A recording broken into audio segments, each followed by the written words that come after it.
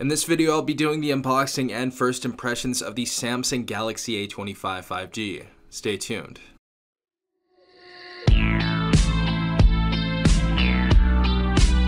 Alright everyone, hopefully you guys are having a good day. Hopefully everyone is safe out there. We finally have the Galaxy A25 5G out here in the United States, and this is on Amazon right now for $299. And for whatever reason, if you guys do want to pick up this phone, I'll leave a link in the description down below and the top comment. And those are affiliate links, so if you guys do use those links, it always helps out the channel. So as I said before, $299, so it's about $100 more than the Galaxy A15 5G, and that's for good reason. As for the processor, we have the Exynos 1280 inside of here. If you guys don't know, the Galaxy A53 5G had this processor before, and to have this on the A20 series phone is actually pretty decent, so it's nice to see this on a sub $300 phone. We also have 128 gigabytes of internal storage and 6 gigabytes of RAM on this device as well. However, overseas you can get a variant that has 8 gigabytes of RAM and 256 gigabytes of internal storage. We also have the option for microSD card expansion up to 1 terabyte. Great to see that. This also has a Super AMOLED display, and instead of 90 Hz like we have on the Galaxy A15 5G, we have 120 Hz, and we have 1000 nits brightness on here, so a decent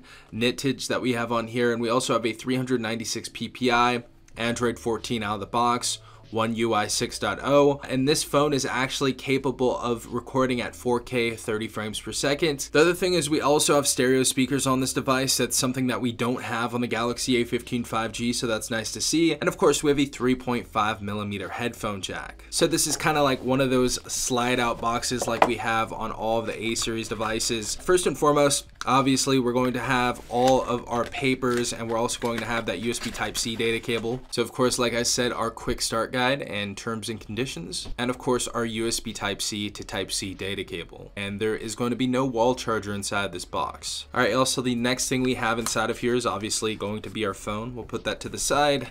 And of course, the absolute last thing that we see in here is going to be our SIM ejector tool. Alright guys, so we have a paper wrap around this phone. Let's go ahead and take this out of the paper. And they have a ton of different colors, but on Amazon, I think I only saw black at the time. But I'm sure for other carriers like TracFone, Cricket Wireless, Metro by T-Mobile, which this phone should be there as well.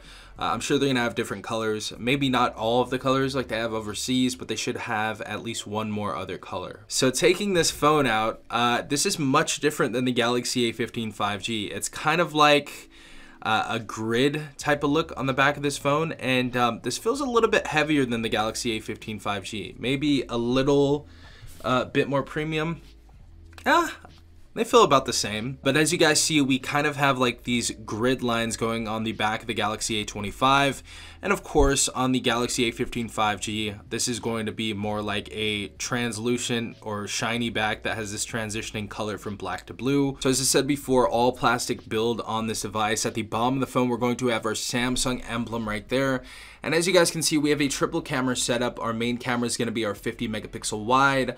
Our secondary is going to be our 8 megapixel ultra wide. And our third is going to be our 2 megapixel macro. This is going to be capable of LED flash, as you guys can see right there.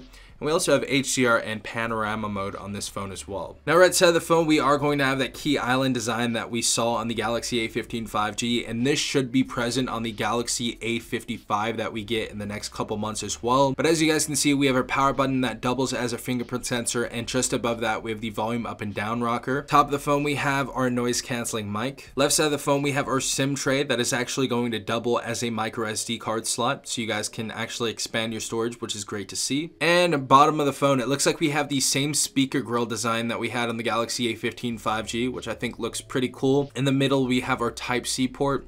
Left side of that, we have our noise canceling mic, and left side of that, we have a 3.5mm headphone jack in 2024. All right, everyone, so the phone is booted all the way up, as you can see, and if we go into the drop-down bar menu, as you guys can see, we have Smart View on this device. So just a heads up, we have Smart View here, we have link to Windows, screen recorder, quick share, nearby share, we have our power saving mode, or mobile hotspot. All the basic stuff that we have on our drop down toggle right here. Of course, our scan QR code, our modes, our multi-control, and we can add some other settings inside of there and edit some stuff around there as well. We also have dark mode that I have turned on, and I kind of turn that on every single time I get a new device. So I guess I'll leave it on light right here. This is the default setting. But yeah, we're running Android 14 UI 6.0. We'll go ahead and verify that for you right now. As you guys can see, Android 14. And yeah, this is looking good so far. As far as the display looks, this looks really nice. 120 hertz refresh rate, of course our Super AMOLED display, 396 ppi. This is a very, very nice looking display for a $300 phone. This looks really, really good. So a little surprised by that. Also, as far as the fingerprint sensor on the Galaxy A25, this definitely is a lot quicker than the Galaxy A15, and obviously that's going to be mostly because of the processor we have inside of here. We have the Exynos 1280 inside of here, and everything seems to be running super good so far. So it looks pretty smooth. We don't really have any bloatware on this device. We do have Samsung News and we have Netflix, but that's pretty much it. Really don't have anything else on here. You got Spotify as well, but of course this is capable of NFC as well. We have our Google Wallet or Samsung Wallet right there. We have both of them, so whatever one you want to use, you can use. But we have NFC for contactless payments, so that's great to see on here. And we've been seeing that a lot more, even on the Galaxy A15 and the cheaper devices that we have over here. But this is looking good so far. I'm going to take a look at the video and the sound in a second, but first and foremost, I just want to take a couple photos, see how this looks. Oh, you're taking pictures. So as far as that little test photo looks, it's not the greatest in the world, of course, but this is going to get you by. We're going to do a lot more testing with the Galaxy A25 in photos and videos, since this can record at 4K 30 frames per second. So I'm excited to check that out. We can also record at Full HD 60 frames per second as well. So hopefully the sensor and the optimization for the camera is much better. I'm really, really interested to see how this looks on a $300 phone in 2024. We also have our Pro mode, we have our Pro video, we have single take, we have night, we have food, we have panorama, macro, slow-mo, super slow-mo, hyperlapse, all that good stuff inside of here. And of course your little AR zone. We also have a portrait mode on here, which is cool to see, and our little fun mode, which gives us like bunch of different Snapchat filters and stuff. So this looks super good so far. Really nothing too impressive, but we'll go into further detail with the camera on the A25 later on. But the last couple of things I wanted to do is just go ahead and check out the video and take a look at how the speakers on this device sounds. All right, everyone, so we have NCS loaded up right here. We're gonna be testing out the speakers. I actually did hear them for a second and they sound really good. So I'm super excited to see how this sounds. And yeah, let's check it out.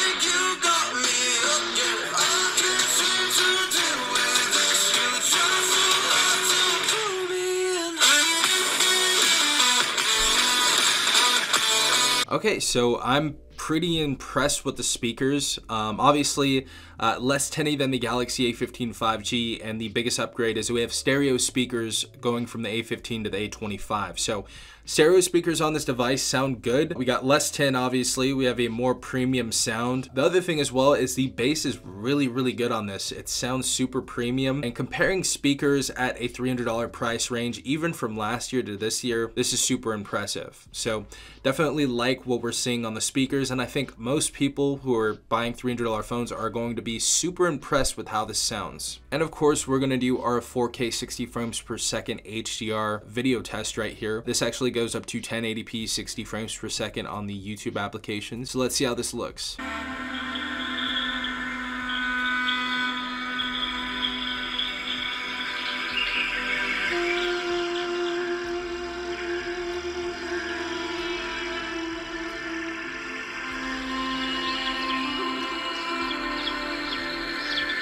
So yeah, Super AMOLED display, 120 hertz refresh rate. This looks really good. I feel like anybody who uses this phone, even for the people who purchase mid-range phones, you guys are going to be pleased with this. As far as like your viewing and listening experience, it's going to be a good time on social media, Netflix, Hulu, all that type of stuff. So you guys are gonna have a good viewing experience. The only thing that I would critique, and I know this is kind of being a little anal, but I don't really like this notch that we have right here, and I know why they do that. They're trying to differentiate between the, you know, A20 and the A50 series, and if they didn't do that, it would look the same. But I hope that notch leaves next year. I don't know. It's kind of annoying to me.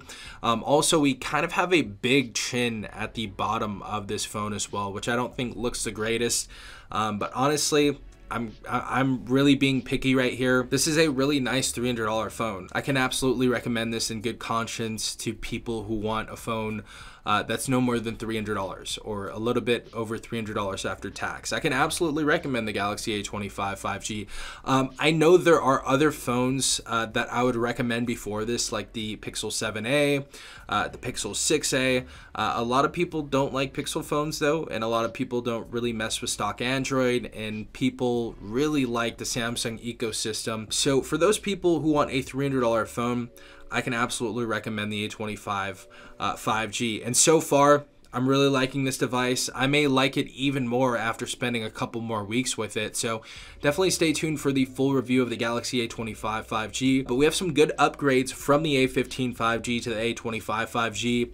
Hence, stereo speakers, a better processor. Instead of 90 hertz, we get 120 hertz. We have a better experience with a fingerprint sensor, of course. And if you guys want that bump up from the Galaxy A15 and you want that more premium feel as far as like vibration and the system sounds and everything with the stereo speakers, then I would say go for the Galaxy A25 5G. Especially if you guys are gaming a lot, this is going to be for the gamer out there. The Galaxy A15 can handle video games and stuff like that.